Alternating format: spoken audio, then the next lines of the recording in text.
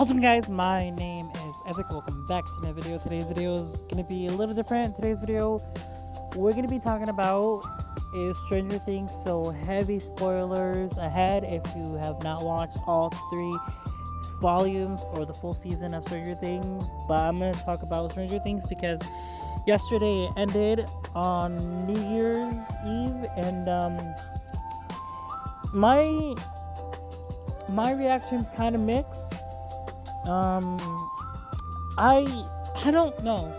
Like, I'm seeing everyone's reactions to the ending, and I'm a little mixed. Now, was I right on some of the theories? I have no idea. I think I did say Elle was gonna die, but I would have to watch my old videos to see what I predicted. I don't know how right my predictions are. I don't. It's weird. Like, the way how Stranger Things ended is a little weird. They are making a spin-off, which I heard a little bit about from a clip the Duffer Brothers did, or the interview. I saw a clip interview that the Duffer Brothers were in, and they talked a little bit about the spin-off. But we're not going to get into all that. That's a whole nother discussion, what I think the spinoff might be.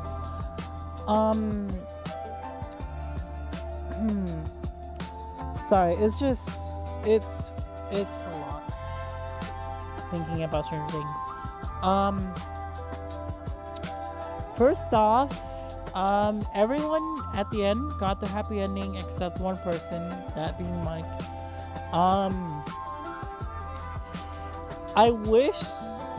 The one thing I wish they would have done is they would have kept the character they, like, killed off, like, staying dead, instead of, like, you know, making it open-ended to where, like, is this person dead or if this person is alive. If you don't know who I'm talking about, this is your last warning before I spoil the show. I'm gonna count down by 5, and you guys can click off. If you stay, then be warned, you're gonna be spoiled. 5, 4, 3, 2, 1. Alright, so, episode 8, The Right Side Up, it starts off hot with the government on the trail, and then,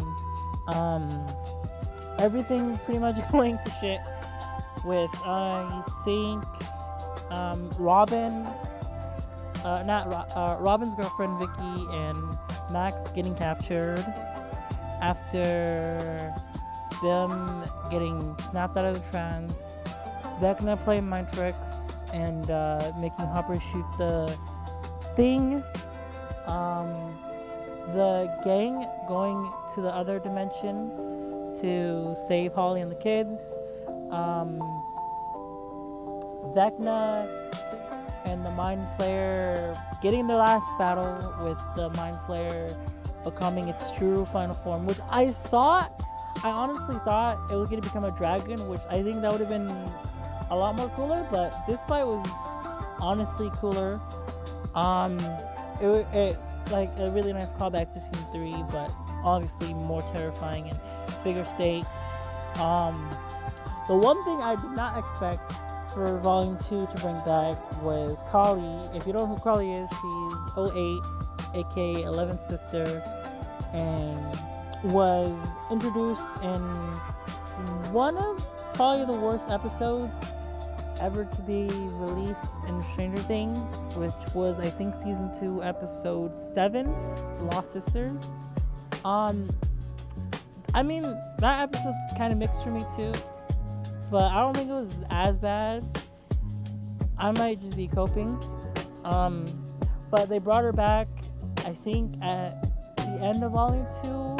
I don't want to say it. I think it was at either the end of Volume 2 of Season 5 or the end of Volume 1. But anyways, at the end of Volume 2, Kali basically bites the dust alongside Vecna. I wish they would have done it. I wish they would have killed Dr. K too, but you know, that's just my coping. But yeah, though I was close crying or close to getting emotional, but I honestly thought that Kali was working for Vecna, so I thought Kali was gonna turn on the group and then, you know, we're gonna get like a major death from that. But no, Kali actually stuck to her guns until the very end.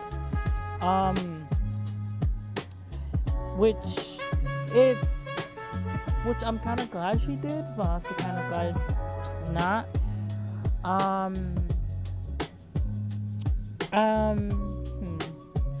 The whole fight itself, like the final battle that happens, I think is awesome. I think my favorite emotional part was definitely the near death with Steve almost dying before Jonathan saves him from falling off the radio tower. And I think my most emotional part was Joyce killing Vecna or Henry and making sure he stays dead by grabbing an axe and just whamming into him in each cut through the head. Joyce, if you don't know what I'm talking about, Joyce had an axe and she grabbed her axe from her backpack and just started swinging on Vecna's head, making sure he does not come back. If somehow a miracle he gets come back to life after getting stabbed through one of the teeth from the dead mind flayer after his fight with Elle. But like the best part of that whole scene, I think, was Joyce with each like axe swing. It cut to like each character's emotional trauma that Vecna inflicted or was the cause of that infliction. With Max losing her brother Billy, Will getting captured, Eleven's childhood getting taken away because of the government, and her, you know, sending Henry to the Upside Down and, you know, creating a whole mess. I think it did. Max almost dying, Lucas seeing his girlfriend almost die. Like, it was just perfect. I'm gonna try not to get too emotional, because if I get too emotional, then this video is gonna be extra longer. But that last scene before the epilogue,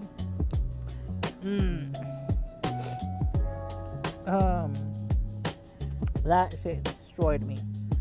Personally, I think, in my opinion, I think my theory was right on 11 dying. As much as I like to believe that 11 made it out,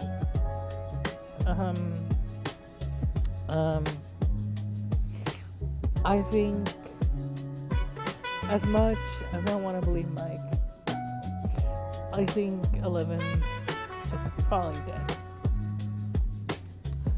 I mean, it looked pretty. It looked pretty bad. The way how she died was she stayed in the Upside Down as the bombs went off and the government was holding back the gang, so the gang couldn't do anything, and they had to watch 11 basically just die, and it sucked. It sucked, especially with Mike and 11 sharing the last kiss before everything just went away. As that happened, we get a 18-month time skip where everyone in Hawkins is back to normal. The town is getting rebuilt. There's a little memorial, and the government just fucked off, which I'm mixed. I feel like they could have done a different version where like 11 and the gang fought the government and just, you know, stopped them from ever hurting Hawkins ever again, and stopping that cycle. But I like how they did it. And then with Dustin's graduation and basically him embracing his side to the point where like the gang gets invited to the party. But before that, Hopper gets a call from Karen saying that that Mike's missing from the graduation, and Hopper eventually finds Mike at the spot where Elle bites the dust, as he's basically kind of depressed while everyone is moving on from him. And then Hop gives that little speech to Mike. Sorry, it's just I'm getting really emotional thinking about yesterday's final volume and just how everything was and how it ended. I can only imagine how it felt like recording that last final scene before it called wraps, and then, you know, Hopper gives the speech about moving on or staying in the past and letting it eat you up. Mike takes that to heart and chooses to move on and joins the graduation where Dustin does a speech. But before all that, Steve becomes a baseball coach that Derek's a part of. I think Derek is in the same,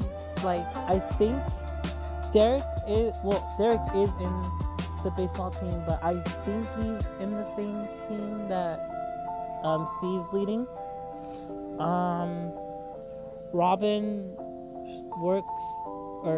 Robin came back from Robin is still working at the Radio Shack. And I think, I honestly forgot what Jonathan was doing. That part I blanked on. I think he was making a film, for his college, or is making a film and needs some stuff. Nancy, I also forgot her happy ending. The one happy ending I did not expect was Joyce and Hopper getting married and possibly moving out of Hawkins and going somewhere nice, because Hopper got offered, or Hopper has connections to a better town with better people and a better pay, which I did not expect a Hopper and Joyce marriage scene, but I'm honestly kind of happy they did. I think the only couple that survived, other than Susie and Dustin, which I don't think they ever, either they did and I don't remember, but I don't think they ever showed Dustin getting his happy ending with him visiting his girlfriend, or him moving to his girlfriend. He went to college. I think he went to college. Yeah, the final scene is Mike, Lucas, Will, Dustin, and Max all in Mike's basement playing D&D together one last time. And Mike basically, after the campaign is over, basically gives an epilogue to each character, with Will actually getting a boyfriend by the end of the show's runtime. Max and Lucas getting all together and then Mike becoming a storyteller and writing stories about his adventures and his close friends, and him believing that Elle is still alive out there, with Kali basically using her last dying powers to make it look like 11 died in the wormhole, but in reality 11 lived, and use the door, or basically got away and ran far away to somewhere where it had 3 waterfalls, just like Mike and 11 talked about, but with 11 by herself and Mike without her. Which, as much as I want to believe that, what they showed versus what Mike is telling, it doesn't add up, because Elle didn't have her powers because the government was using the thing to block her powers, and before that Kali was way dead. So even if she somehow survived that long, they would have had to show an extra scene of Kali surviving that, or showing Kali doing something and then making it more believable. But yeah, Kali bit the dust. So as much as I wanna believe Mike, I'm gonna be on the other side where I believe that Elle died during the wormhole collapsing. I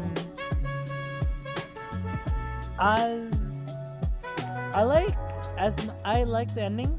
It's probably gonna take a while for me to get used to the ending, and me rewatching all of Stranger Things from 1 through 5 again when I come around to it. But overall, do I like how the show ended? Yes. Is it probably gonna get reviewed bombed to hell?